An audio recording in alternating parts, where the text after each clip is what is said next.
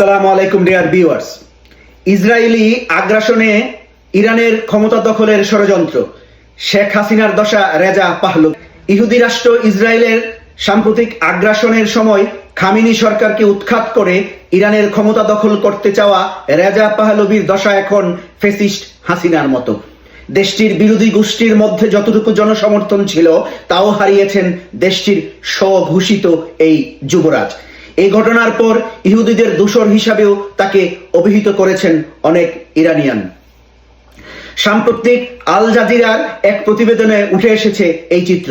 এতে বলা হয়, ইসরায়েলের সঙ্গে মিলে ইরানের বর্তমান নেতৃত্বকে উৎখাতের লড়াইয়ে নামতে রাজি ছিলেন পাহলভি, কিন্তু বেশিরভাগ ইরানি তাতে সায় দেয়নি। বিরোধীতে ইসরায়েল যুক্তরাষ্ট্র হামলার মুখে ইরানের অনেকেই, এমনকি সরকার বিরোধীরাও জাতীয় পতাকা তোলে ঐক্যবদ্ধ হয়েছিলেন।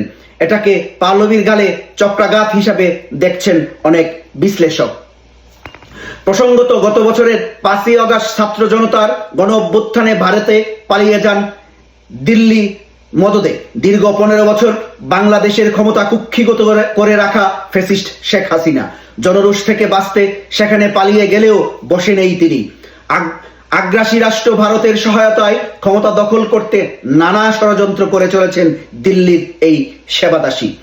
বাংলাদেশের সার্বভৌমত্ব বিরোধী ভারতকে সাথে নিয়ে দেশের বিরুদ্ধে কুটচাল অব্যাহত রাখায় গণহত্যাকারী আওয়ামী লীগের বিরুদ্ধে ব্যাপক ক্ষুব্ধ দেশপ্রেমিক সাধারণ বাংলাদেশের নাগরিকরা।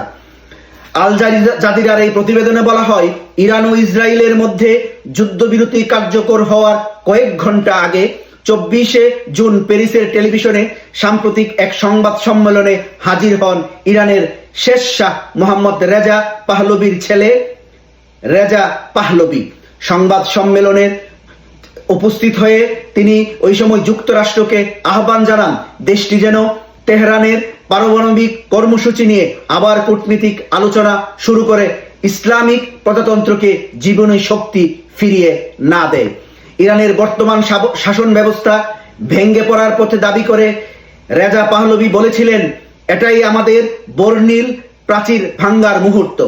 সেই সঙ্গে সাধারণ মানুষকে রাজপথে নেমে আসার আহ্বান জানান এবং সেনাবাহিনী ও নিরাপত্তা বাহিনীকে পক্ষ ত্যাগ করতে বলেন, কিন্তু তারই ডাকে সাড়া দেননি সাধারণ ইরানিরা।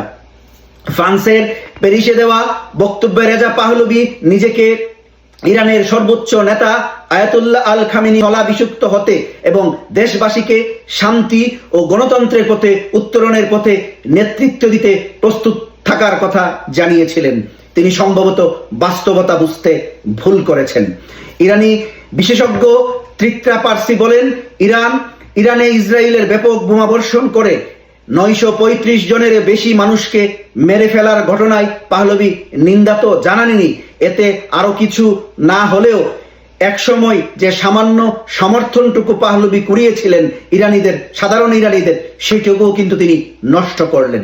চিত্রা আল জাজিরাকে আরো বলেন, ইসরায়েল যখন আমাদের অ্যাপার্টমেন্টে বোমা ফেলে সাধারণ মানুষকে হত্যা করছিল, তখন তিনি পাহলভি টিভিতে এসে তাদের বা ইসরায়েলিদের পক্ষ নিয়ে বক্তব্য দিলেন। এতে তিনি শাহ নামেরই ব্র্যান্ডটাকে ধ্বংস করে ফেলেছেন। বিশ্লেষকেরা আল জাজিরাকে বলেন, দাদা রেজা খান এবং বাবা মোহাম্মদ রেজা পাহলভির অতীত ইতিহাস সুখকর নয়। রেজা খান ধর্মীয় নেতাদের ক্ষমতা খর্ব করেন এবং তিনি নিজ বিরোধী ও সংখ্যালঘুদের উপর দমন নিপীড়ন চালিয়ে একটি জাতিগতভাবে এককেন্দ্রিক রাষ্ট্র গড়ে তোলেন। মোহাম্মদ রেজার সময়ও এমন নিপীড়ন অব্যাহত ছিল। অন্যদিকে মুসলিম হত্যাকারী ইসরায়েলি প্রধানমন্ত্রী বেঞ্জামিন নেতানিয়াহুর সাথে পাহলভির রয়েছে সুসম্পর্ক। 2023 সালে তার সাথে দেখাও করেন তিনি। কেবল ইরানিরা নয়, কোনো মুসলিমই এটাকে ভালোভাবে দেখেননি। শাহের অতীতেও তেহরান ও তেল আবিবের মধ্যে ঘনিষ্ঠ সম্পর্ক ছিল, বিশেষ করে সামরিক বিষয়ে। পাহলভি সেই পুরনোই ইহুদিবাদীর দাসত্বে ইরানিদের ফেরাতে চান বলে মন্তব্য করেন নেটিজেনরা। উল্লেখ্য যে 1979 সালে ইরানে ইসলামী বিপ্লব সংগঠিত হলে দেশটির শাহ রাজতান্ত্রিক শাসনের অবসান ঘটে। পাহলভিরা দীর্ঘ ইতিহাস সমৃদ্ধ কোনো রাজবংশের উত্তরাধিকারী ছিল না। রেজা খান ছিলেন একজন সেনা কর্মকর্তা। তিনি 1920-এর দশকে ক্ষমতা দখল করেন এবং 1941 সালে তার জায়গায় আসেন মোহাম্মদ রেজা। ইসলামী বিপ্লব শুরু সময় রেজা পাহলভী যুক্তরাষ্ট্রে ছিলেন। সেখানে তিনি যুদ্ধ বিমানের পাইলট হওয়ার প্রশিক্ষণ নিচ্ছিলেন। তখন তার বয়স ছিল মাত্র 17 বছর, আর সেখান থেকেই শুরু তার নির্বাসিত জীবন।